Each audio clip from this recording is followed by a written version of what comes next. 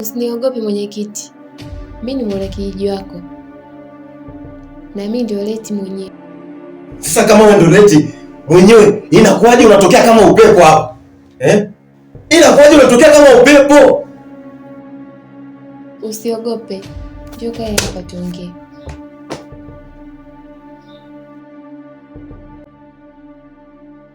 Mwenyekiti.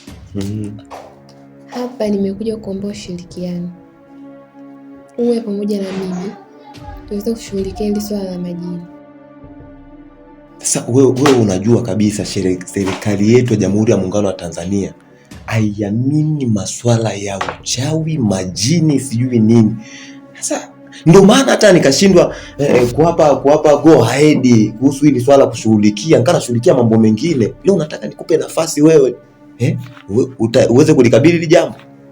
Nataka ujichukulie sheria mkononi.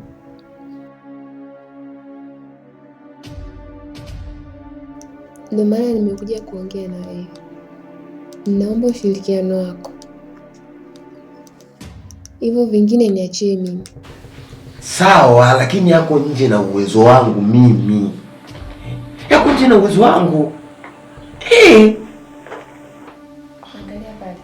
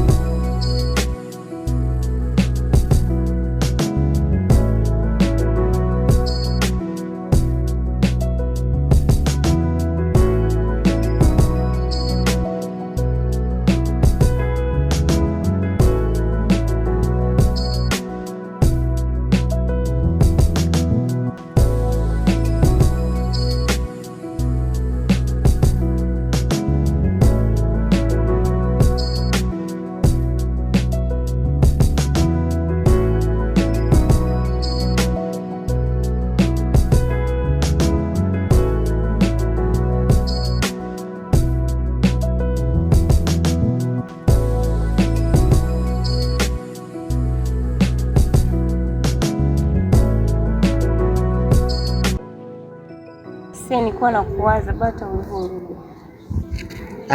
Mke wangu nimerudi. Nimerudi. Lakini vipi? Kuna vitu havijakaa sawa. Kwa nini? Unajua huko nilikotoka huko, nimekutana na huyu kijana huyu amuita nani? Mwendo kasi. Alikuwa na mdada mmoja hivi. Ana shepu ni mzuri. Ni mzuri sana. Kwa umempenda? Hapana. Simaanishi kwamba nimempenda. Unamaanisha, maana nakuona unaongea kwa hisia zote kwamba umempenda. Ni mzuri, unafanya kwa hisia. Nisikize basi mke wangu. Mimi hapa hata sio, hakuna cha kukusema. Mimi naona tu ni kuache ukamchukua mdada mzuri ukae naye hapa. Unajua ninachotaka kuongea ni nini mpaka umeamua kuongea kitu gani? Subiri. Yaani jinsi ambavyo alivyokuwa anaonekana yule mdada, yaani tofauti kabisa. Kwanza anaonekana ni mgeni hapa kijijini. Unaona? Halafu sura yake yani sijawahi kuiona hata kabisa. Sijawahi hata kuiona.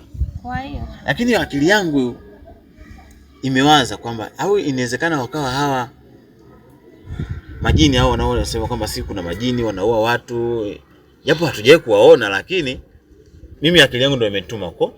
Chana na hizo story bana, zitakupa pressure bure. Hapa kikubwa umerudi salama.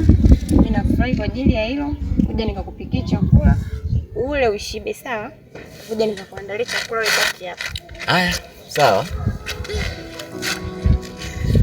Kama ndio imekuwa hivyo, kazi takimbia kijijini hapa.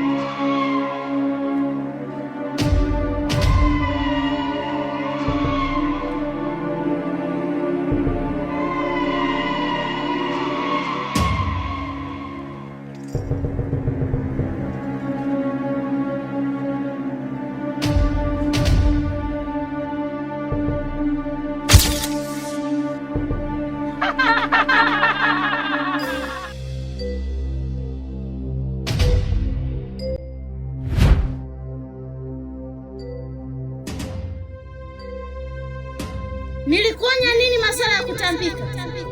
Na umefanya nini? Sasa leo ndo mwisho wako.